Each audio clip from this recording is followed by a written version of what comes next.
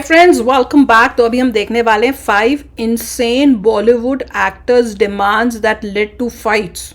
ओए होए, ऐसी क्या डिमांडें कर दी कि लड़ाइयाँ ही हो गई। चलो अब देखते हैं, वीडियो शुरू करते हैं। वीडियो शुरू करने से पहले अगर आप चैनल पर नए हो और आपने अभी तक सब्सक्राइब नहीं किया तो जल्दी से पहले सब्सक्राइब के बटन और बेल आइकन को क्लिक कर लो ताकि आपको हमारे सारे न्यू वीडियोस के नोटिफिकेशन मिल जाएं जैसे हम अपलोड करें। अगर आपको वीडियो पसंद आता है प्लीज लाइक एंड शेयर। चलिए शुरू करते हैं। एयरटेल में गाड़ी आई थी, हम लोग जंगल में शुरू किया। 5 स्टार होटल गाड़ी आई थी उसके लिए, 5 स्टार होटल का बर्गर लाने के लिए, बिकॉज उसको एक पर्टिकुलर ग्रेन ब्रेड के अंदर एक वीगन मीट बर्गर चाहिए था। किसको? अदरवाइज वो खाना नहीं खाएगा। और वो गाड़ी 3 घंटे गई और 3 घंटे आई।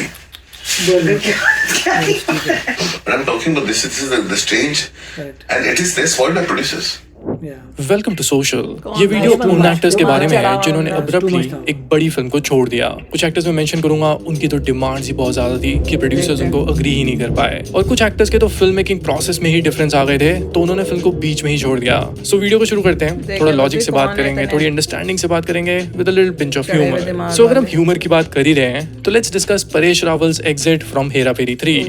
परेश रावल ने फिल्म की शूट होने से पहले ही फिल्म से वॉकआउट कर दिया है। It was such an abrupt exit. Even film के डायरेक्टर प्रियदर्शन को भी ये बात मीडिया से पता चली। Priyadarshan got so hurt by this क्योंकि परेश और वो बहुत अच्छे फ्रेंड्स हैं और उन्होंने इतनी सारी पिक्चरें साथ में की हैं। सो उनसे डिस्कस किए बिना उन्होंने फिल्म से एग्जिट कर दिया। This was really shocking to him. Paresh Rawal ने अपने डिफेंस में ये कहा है, मुझे पता है कि बहुत लोगों को ये न्यूज शॉक करेगी। हम तीनों एक्टर्स का एक बहुत ही बढ़िया कॉम्बिनेशन था जब भी हमें प्रियदर्शन जी डायरेक्ट करते थे, बट द फैक्ट इज कि मैं फिल्म से इसलिए बाहर हो रहा हूँ क्योंकि मैं फील ही नहीं कर पा रहा हूँ अपने पार्ट को। Right now I feel it is a role that I did not want to do.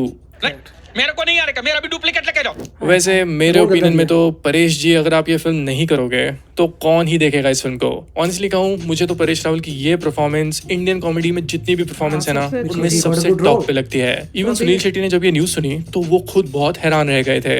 Give and take इतना कमाल का है, that is unbelievable. That's why I am in a state of shock जब परेश जी ने खुद डाला हुआ है कि मैं नहीं कर रहा हूँ फॉर व्हाटएवर रीजंस।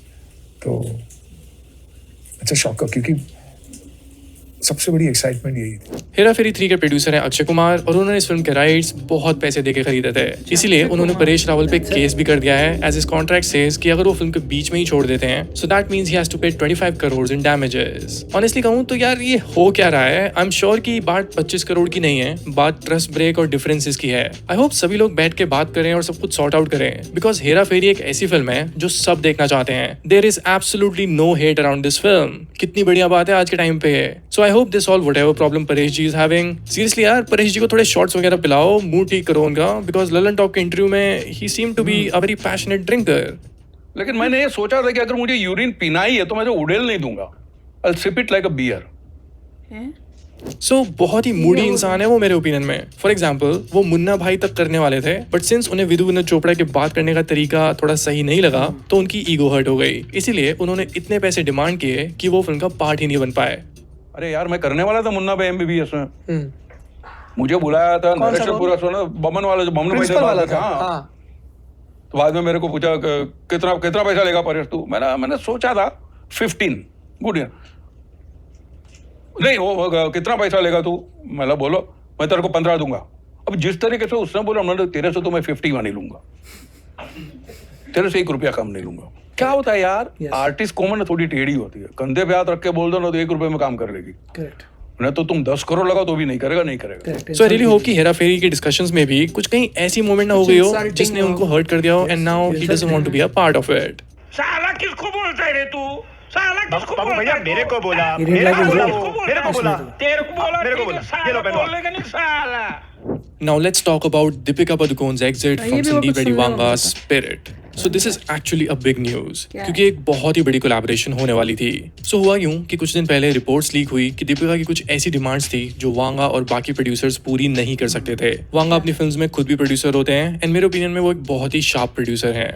सो सबसे पहले बॉलीवुड हंगामा ने ये न्यूज ब्रेक की कि दीपिका पादुकोण ने 40 crore as acting fee demand की है। इसके बाद जो उनके शूटिंग के वर्किंग आवर्स होंगे वो एक दिन में 8 घंटे के रहेंगे, उससे ज्यादा नहीं, because she has recently become a mother, तो उनको वो भी काम चीज ही का मत ध्यान करो रखना तो। है। एंड आई थिंक ये काफी जेन्युइन डिमांड थी। उनकी कुछ और डिमांड्स भी रिपोर्ट की गई, जैसे कि वो फिल्म को तेलुगु में डब नहीं कर पाएंगी, which I think is okay, because बहुत सारे स्टार्स इवन प्रभास भी अपनी फिल्म को हिंदी में डब नहीं करते हैं। एंड मैं ये सोच रहा था कि ये सारी डिटेल्स, इतनी पर्सनल डिटेल्स लीक किसने की, क्योंकि ये सभी डिटेल्स ना किसी मेन इंसान से ही आई हैं। वरना यूजुअली जब एक्टर्स फिल्म को रिजेक्ट करते हैं या फिर प्रोड्यूसर जब बोलते हैं कि वो एक्टर इस फिल्म में काम नहीं कर रहा है, तो यूजुअली वो बोल देते हैं कि चलो शेड्यूल कॉन्फ्लिक्ट आ गया था जी इसलिए मना कर दी, या फिर नहीं बस थोड़े क्रिएटिव डिफरेंसेस हो गए, that's it. But I guess यहाँ पे थोड़ा बैड पीआर किया गया है, which I am not a fan of. But ठीक है, जिसको जो सूट करता है वही सही। अभी दीपिका की तरफ से कोई भी वर्ड नहीं आया है, so we don't know her side of story, क्योंकि 40 करोड़ पक्का है तो भाई। काफी बड़ा नंबर था। It might be also exaggerated, क्योंकि उनकी जो मैक्सिमम एक्टिंग फी है वो 13 करोड़ गई है फॉर पद्मावत। एंड मैंने ये भी नोटिस किया कि कुछ मीडिया हाउसेस ने 40 करोड़ की जगह 20 करोड़ लिखा था। So I think 20 crore for Deepika might be a genuine demand. But जो भी हो, दीपिका फिल्म का पार्ट नहीं है। Now they have taken Tripti Dimri as a lead actress, and I am sure यहाँ पे तो प्रोड्यूसर्स के काफी पैसे बच गए होंगे। अब इसके बाद एक और ई लफड़ा शुरू हो गया है। वांगा ने दीपिका को इनडायरेक्टली ट्विटर पे अटैक किया है by accusing her of leaking the story details. इसको लेके अब एक अलग ही कंट्रोवर्सी हो रही है। फैंस दोनों तरफ से डिवाइड हो चुके हैं। कुछ लोग कह रहे हैं दीपिका गलत है, कुछ लोग कह रहे हैं वांगा सही है, what not. But you know, I won't believe on anything until we have heard both the sides, क्योंकि किसी ने पहले तो दीपिका की न्यूज लीक की है, काफी पर्सनल डिटेल्स थी वो। एंड ऑनेस्टली कहूं तो संदीप रेड्डी वांगा ना बहुत जल्दी ऑफेंड हो जाते हैं। हर बंदे से जिसकी उनकी डिसएग्रीमेंट होती है वो लड़ाई बहुत अगली हो जाती है। मुझे हर्ट हो रहा है बिग बॉस मुझे हर्ट हो रहा है, हर्ट हो रहा है मुझे, हर्ट हो रहा है, हर्ट हो रहा है मुझे, डोंट टच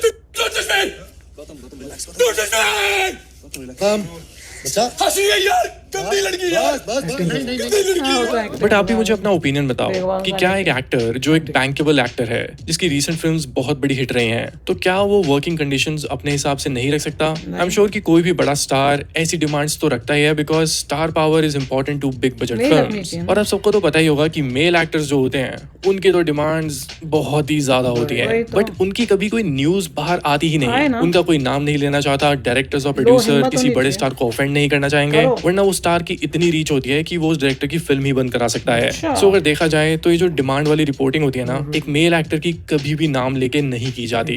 ये सब छोड़ो, कास्टिंग काउच भी मेल एक्टर्स ही करते हैं, बट पीआर में कभी भी उसका नाम नहीं लीक किया जाता है, चाहे उनको पता भी हो। या फिर शूटिंग के वक्त जब एक्टर्स बहुत ही अजीब सी डिमांड्स करते हैं। मैं एक बहुत ही इंटरेस्टिंग आर्टिकल पढ़ रहा था इन एक्टर्स की डिमांड्स को लेके, जो एक बॉलीवुड इनसाइडर ने लिखा है। उसमें उन्होंने बताया कि एक एक्टर की कंडीशन ये थी कि जिस भी जगह फिल्म की शूटिंग होगी, इंडिया या अब्रॉड, हर जगह उसका ड्राइवर और उसकी पर्सनल कार को ट्रांसपोर्ट किया जाएगा, बिकॉज उसको अपनी कार बहुत पसंद थी। वाह, क्या बात है। कौन नाम पता चाहिए कौन है? क्या बात है सर, क्या बात है, ये बात है। फिर उसके बाद there was this another actor जो चाहता था कि उसके लिए तो एक होटल का स्वीट बुक हो, जो मेरे ओपिनियन में ठीक बात है, बट उसके जो पर्सनल क्रू है 5 से 7 लोगों का, उनके लिए भी सेम लेवल का स्वीट बुक होना चाहिए। यही नहीं, एक स्वीट उसके बस कपड़े चेंज करने के लिए और तैयार होने के लिए होना चाहिए, क्योंकि ऑब्वियसली अपने रूम में तो बहुत ही गंद मचा दिया होगा। So you know what I am trying to explain is कि मेल एक्टर्स ना बच जाते हैं। No one wants to go against them, उनका कोई नाम नहीं लेना चाहता है, क्योंकि इंडस्ट्री में मेल एक्टर्स की ईगो को सेटिस्फाई करने का कल्चर रहा है। But when it's a women asking for genuine working terms, then producers are like, अबे ए औरत। सो आप ये मीम देखो जो मैंने स्पेशली बनाया है। चुप साली, बकवास करती है हरामखोर, देखा था हमने सीन। चीर के रख दूंगा। अब बात करते हैं श्रीदेवी और राजामौली के इस आइकॉनिक इंसिडेंट की। देखो, जो श्रीदेवी थे उन्हें राजामौली बाहुबली में कास्ट करना चाहते थे शिवगामी के रोल के लिए। राजामौली ने श्रीदेवी को अप्रोच किया, पर श्रीदेवी की तरफ से कुछ ऐसी डिमांड्स आई वो पूरी ही नहीं कर सकते थे। राजामौली ने 3 मेन डिमांड्स बताई थी। पहली तो थी 7 से 10 करोड़ की एक्टिंग फीस। उसके बाद श्रीदेवी के लिए पूरे होटल का फ्लोर बुक्ड होना चाहिए, और जो नंबर 3 डिमांड थी वो थी कि बाहुबली के हिंदी वर्जन से उन्हें एक प्रॉफिट शेयर चाहिए। ये जो डिमांड्स थी राजामौली को तो बिल्कुल पसंद नहीं आई। उन्होंने लिटरली इन सभी डिमांड्स को एक इंटरव्यू में रिवील कर दिया। ఫస్ట్ రమ్యకృష్ణ గారు అనుకున్నామండి, తర్వాత ఈ మార్కెట్ పెంచాలి అన్న దీంట్లో హిందీ యాక్టర్లు పెట్టుకుందాం అని చెప్పి శ్రీదేవి గారిని వెళ్ళి అడిగాము. మా అదృష్టం బాగుండి ఆవిడ ఓకే చేయాలి. తర్వాత చాలా మంది రేట్ ఎక్కువ అడిగారు. చాలా అండి, సమ్ 7 or 8 crores ఏదో రెమ్యునరేషన్ అడిగారు. దానికి మాకు బడ్జెట్ సరే ఎక్స్టెండ్ చేద్దాం అంటే ప్రతిసారి వచ్చినప్పుడల్లా సమ్ 5 బిజినెస్ క్లాస్ టికెట్స్ 3 అదే hotel లో టికెట్స్ floor. ఉండాలన్నారు. హోటల్లో బిగ్గెస్ట్ హోటల్ ఏదైతే అందులో 5 సూట్స్ అదే ఒక floor అంతా. తర్వాత హిందీలో ఏదో పర్సంటేజ్ అది ఏదో అడిగారు, గోయింగ్ టూ మచ్ అసలు నాట్ వర్త్ ఇట్ అని చెప్పి. బట్ అదృష్టం అలా అడగడం అదృష్టం మాకు. శివగామి క్యారెక్టర్ సంక్రాంతి పోయింది. మొత్తం పోయి ఉంటుంది. इसके बाद सभी लोग श्रीदेवी के अगेंस्ट हो गए और उन्होंने क्रिटिसाइज करना शुरू कर दिया. बट आई गेस श्रीदेवी ने काफी ग्रेसफुली इस चीज को हैंडल किया. उन्होंने उस वक्त इसके रिगार्डिंग कोई स्टेटमेंट नहीं दी. 4-5 सालों तक उन्होंने इसके बारे में कोई बात ही नहीं की. She could have also said something. उनकी भी ईगो हर्ट हो सकती थी, वो भी एक मीडिया बैटल कर सकती थी, बट उन्होंने नहीं किया. उन्होंने अपना टाइम लिया. फिर जब उनकी फिल्म मॉम रिलीज होने वाली थी तो उसके प्रमोशंस के अराउंड उनसे ये चीज पूछी जाती थी. तो उन्होंने क्लैरिफाई करते हुए मीडिया में ये कहा कि ऐसा एक्चुअली में नहीं हुआ था. अगर उनकी तरफ से इतनी रीजनेबल डिमांड्स होती तो इतने साल वो इंडस्ट्री में कैसे सर्वाइव कर पाती. अगर मैं ऐसी डिमांड्स करने वाली एक्ट्रेस होती तो लोग मेरे साथ क्यों काम करना चाहते. And I feel she was quite logical on her part and she did mention कि एक डायरेक्टर को इस तरह से पब्लिकली एक आर्टिस्ट की डिमांड्स को रिवील नहीं करना चाहिए, बिकॉज मीडिया और ऑडियंस में इन चीजों को घुमा फिरा के दिखाया जाता है. फिर कुछ सालों बाद राजमौली ने मीडिया में एक पब्लिक अपॉलॉजी मांगी और उनको जेन्युइनली रियलाइज हुआ कि उनको मीडिया में श्रीदेवी के बारे में इस तरह से बात नहीं करनी चाहिए थी. सच था. మాట్లాడకూడదు అనుకున్నాను, but once for all I want to clear this. నేను అంత అన్యాయంగా డిమాండ్ చేశానంటే ఒక ఏదో 8 కోట్లు 10 కోట్లు అడిగినట్టు, తర్వాత హోటల్ మొత్తం బుక్ చేయమన్నానంట, మొత్తం ఫ్లోర్ బుక్ చేయమని చెప్పానంట, 10 ఫ్లైట్ టికెట్స్ అడిగానంట. చూడండి, అట్లాంటి ఒక డిమాండ్ చేస్తుంటే ఈరోజు నేను 300 పిక్చర్లు 50 సంవత్సరాల వరకు నన్ను ఉండనిచ్చేవాడు. ఎప్పుడో నన్ను ప్యాక్ చేసి పంపించేసేవాడు. अब बात करते हैं करण जौहर की, जिन्होंने एक डिटेल रिवील की थी किल मूवी के अराउंड. सो जैसे आप सबको पता है कि किल एक बहुत ही मिड बजट फिल्म है, बट उसका ज्यादातर बजट उसके एक्शन सीन्स पे लगा है और उस फिल्म के प्रोड्यूसर हैं करण जौहर. तो उन्होंने जब इस फिल्म के लिए कास्टिंग करना शुरू किया तो वो चाहते तो थे कि कोई पॉपुलर एक्टर ही इस फिल्म में एक्टिंग करे, बट जब वो ये फिल्म लेके जाते थे तो उनकी एक डिमांड थी कि वो अपनी फीस को कम करें. बट एज यू नो कि कई मेल एक्टर्स अपनी एक्टिंग फीस ज्यादा कम नहीं करते हैं. करण जौहर को भी उन्होंने 40 करोड़ की डिमांड की एंड ही वाज लाइक, अरे भाई 40 करोड़ तो मेरी फिल्म का ही बजट है. I started doing it. I'm like, I'm not going to, because every star we went to, because that was a high concept action film. Yeah. You could not make Kill in any other way because it had to be in that train. Every star asked me for the same money that the budget was for. I was like, how can I pay you when the budget is 40 crores? You asking for 40 crores. Are you guaranteeing that the film will do 120 crores? It's not, there's no guarantee. अब बात करते हैं गोविंदा की कि कैसे James Cameron को उनकी demands पसंद नहीं आई. ओके, गोविंदा के बिना ऐसी वीडियोस कंप्लीट नहीं है. देखो, ही रिजेक्टेड अवतार, दैट्स अ फैक्ट. और जेम्स कैमरून भी उससे मिले थे, ये भी सच है उनकी नजर में. मेरे साथ आया है इतना जेम्स कैमरून है, आओ जी थे, आओ कहना फिल्म कर ले तू. मैं कहा अच्छा ये क्या कर रहे हैं, तो मैं शाम में खाने पे बुलवाया साथ में. मैं बोला आइए साथ में डिस्कस करते. तो वो पिक्चर का टाइटल भी मैंने ही दिया था. उसका टाइटल था एवतार. अवतार वही जो अवतार. और मैं जिस टाइप का आदमी हूँ, ये 410 दिन तुम चाह रहे हो कि मैं कहा मैं आयुर्वेद, पतंजलि का चिकित्सा और क्या क्या करता रहता हूँ, और तुम ये कहा मुझे कलर करोगे पूरी बॉडी में मेरे. कहा मुझसे नहीं होगा, सॉरी.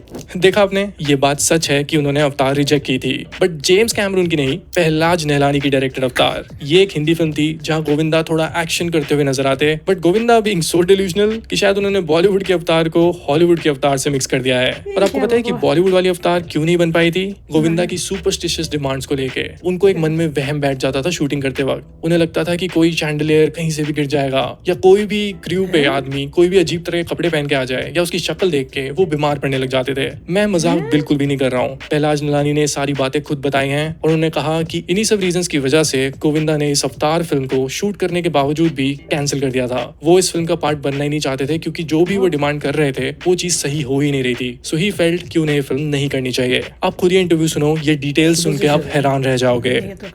भी उसका तो भरोसा नहीं. चाय में बादाम खाया जाए तो बीमार, और कुछ देखे, कपड़े देखे तो बीमार. किसी आदमी की जो है शक्ल देखे, कपड़े देखे, रंग देखे, सेट में एटमॉस्फेयर देखे, तो उसका कब क्या भरोसा. हालांकि मेरे साथ ये बहुत ही इंसिडेंट उसके ये बहुत कम थे, लेकिन कहीं ना कहीं उसकी वजह से उसने अवतार भी जो है पिक्चर शुरू करके, हालांकि बहुत ही कमाल का एक्शन फुल सब्जेक्ट था, बट उसको क्या माइंड में आया तो फिर मतलब वो रह गई, और पैरेलली हमने दूसरी पिक्चर शुरू कर दी. मूड खराब हो गया. Alright then, that's all for this video. ये तो थे कुछ इंसिडेंट्स जहाँ पे एक्टर्स ने फिल्मों से एग्जिट लिया है बहुत ही अजीब डिमांड्स या बहुत ही अजीब रीजंस की वजह से। या एक से एक अलग ही चीज़ें सुनने को मिली हैं। अब देखो मेरे हिसाब से अगर तुम डिमांड इतनी हाई कर रहे हो और प्रोड्यूसर उसको रिवील कर रहा है, जब तुम्हें डिमांड करने में हिचक नहीं हुई तो उसको दुनिया को बताने में हिचक क्यों होनी चाहिए, मुझे समझ नहीं आता। क्योंकि वो बताना नहीं चाहते लोगों को कि मैं एक्चुअली मुझे इतना सब कुछ चाहिए होता है। हाँ तो पता चलना चाहिए दुनिया को, तो मांगो ही मत। हाँ करोड़ों करोड़ों डिमांड करते हो तो जरा दुनिया को भी तो पता चले कि कितना तुम कमा रहे हो अपनी इस मूवी में। और दीपिका वो श्रीदेवी के केस में तो मुझे लगता है कि मांगा होगा, क्योंकि कोई अगर बता रहा है वो ऐसे तो ये तो नहीं झूठ थोड़ी कोई बोलेगा, तो उसके बाद ये हुआ होगा कि प्रेशर पड़ गया होगा ऐसा कुछ बाहर, और then he had to apologise. वही तो कि इन लोगों की पहुंच इतनी होगी, जहां तक मुझे लगता है कि वो इतना प्रेशर कर देते हैं प्रोड्यूसर्स को, डायरेक्टर्स को। परेश रावल ने का सही था, उसे था कि अगर तुम बदतमीज से बात करते हो अकड़ के मैं तो इतना ही दूंगा, जैसे कोई तुम सब्जी भाजी खरीद रहे हो, भाव तोल कर रहे हो। हाँ एक रिस्पेक्टफुली आपने एक एक्टर करते तो होता वो तो मुझे समझ में आ गया। दूसरा परेश रावल का वही पॉइंट ठीक था, रोल गंदा था। नहीं मुझे लगता है कि हेरा फेरी में भी ये अक्षय कुमार ने ले ली है राइट्स, प्रोड्यूसर बन गया है, तो वो खुद को इम्पोर्टेंट रोल दे रहा होगा और इनका रोल कम करके या कचरा कर दिया होगा, उनको पसंद नहीं आएगा। साथ में बोल रहे थे ना कि अगर बीच में तुमने छोड़ा तो तुम्हें पता नहीं कितने करोड़ देना पड़ेगा। तो भैया अगर तुम उनका रोल बीच में कम कर दो, काट दो और गंदा कर दो दिखा के, बाद में चेंज करके, तो फिर वो बंदा क्या करेगा? उसकी तो लाइफ की परफॉर्मेंस है भैया, वो तुमने उसी को कर दिया मूवी में, तो ऐसी कोई बीच में बात नहीं होगी। वहां पे तो ठीक लगा मुझे, पर बाकी केसेस में जैसे दीपिका के केस में कि भैया मुझे 40 करोड़ चाहिए, मैं सिर्फ 8 घंटे काम करूंगी। 8 घंटे से भी ओके फाइन, चलो, पर अगर बाकी एक्ट्रेसेस 8 घंटे से ज्यादा करती हैं। मेरे को 8 घंटे का प्रॉब्लम नहीं है, 8 घंटे स्टैंडर्ड, इंडस्ट्री स्टैंडर्ड 8 घंटे। आई डोंट नो सिर्फ पंगा ये था कि पैसा बहुत महंगा था। हाँ तो वो ये कि भैया आप, और फिर अगर ये सब है तो फिर ऑब्वियसली अगर, और वो बंदा तो बहुत ही बकवास है जो कह रहे थे कि बर्गर यहीं से खाऊंगा, हाँ पता नहीं 3 घंटे गाड़ी जाएगी, बर्गर वहां से उठा के वापस जाएगी, यही चाहिए। वो तो बकवास था पूरा। देखो एक्टर्स के दिमाग तो चढ़े हुए हैं, तो बोलना चाहिए नहीं भैया तो जा भैया, ऐसी कौन सी परफॉर्मेंस तुम कर रहे हो कि गाड़ी हर जगह जाएगी, मैं कहीं पर भी जाऊंगा गाड़ी ट्रांसपोर्ट करके लेके आओ, दैट वाज आल्सो बोगस। आजकल तो मुझे ये भी प्रूव हो गया है कि जिसको एक्टिंग भी नहीं आती वो भी एक्टिंग कर सकता है। अब आप ये नहीं बोल सकते कि ये जो सबके जो एक्टर्स बड़े टॉप के हैं ये बड़े मतलब इन बड़ा कोई नहीं एक्टिंग में। मुझे तो अब कई बार ये फील होता है कि एक्टिंग अनलेस कोई बहुत ही कोई खास उस टाइप से है, acting most of the people can do. इन्होंने बिग बॉस में दिखाई थी बंदा जो एक्टिंग कर रहा था। मैं कह रही हूँ सब कर सकते हैं, जिसको मौका मिलेगा ना वो कर सकता है। और उसका प्रूफ क्या है, आपको दिखेगा कि कोई मिस यूनिवर्स बन के एक्टिंग कर रही है, कहाँ से एक्टिंग कर ली भैया, तुम बने मिस यूनिवर्स हो, एक्टर के बच्चे एक्टिंग कर रहे हैं। तो इसमें वो ये कोई इतना खास कुछ नहीं चाहिए, anybody can act. So it is not like कि भाई ये बड़ा अच्छा है कि आपके पास फिजिकल एट्रीब्यूट ऐसे होने चाहिए जो आपका काम चल जाए। आजकल तो वो भी नहीं, उनका भी इतना नहीं है, मुझे तो ये लग रहा है। अगर आपको हीरो हीरोइन बनना है तो आपको चाहिए फिजिकल एट्रीब्यूट्स, या फिर प्लास्टिक सर्जरी करा के आप ले आइए। आजकल के हीरोज जो पुराने जमाने के, तो उनके बच्चे, उनमें एट्रीब्यूट्स हैं देखा जाए तो उनका नाम तो, और फिर भी वो एक्टिंग के अंदर आ रहे हैं। मैं नाम बोलना नहीं चाहती हूँ पर समझदार को इशारे ही काफ़ी हैं। पर anyway very surprising and shocking कि भैया अकड़ और रोब इनका इतना हाई डिमांड्स हैं, और गोविंदा ने तो हमारी हदें ही पार कर दी। नहीं पता कौन सा अवतार है, मेमोरी खराब हो चुकी है उसमें। तो उसको तो मुझे लग रहा है कोई प्रॉब्लम है कि जैसे वो मूवी के लिए बोल रहे हैं कि भैया जो एक्चुअल अवतार थी या थी उसमें वो इतना सुपरस्टिशियस हो रहा है, ये कर रहा है तमाशे। मुझे तो लगता है कुछ प्रॉब्लम ही ना हो जिस वजह से ये सब हुआ। दैट इज वाई उसका करियर जो है वो फिर खराब हुआ होगा। तो चलो यार आप भी शेयर करना अपने थॉट्स। चलते हैं, मिलेंगे नेक्स्ट वीडियो में बहुत ही जल्द। Till then take care and bye bye. तो अगर आप मेरे इस चैनल पे नए हो तो जल्दी से सब्सक्राइब के बटन को हिट करो और बेल आइकन को क्लिक करो, ताकि आपको मेरा जब नया वीडियो मैं लगाऊं आपको उसके बारे में जल्दी से पता चल जाए।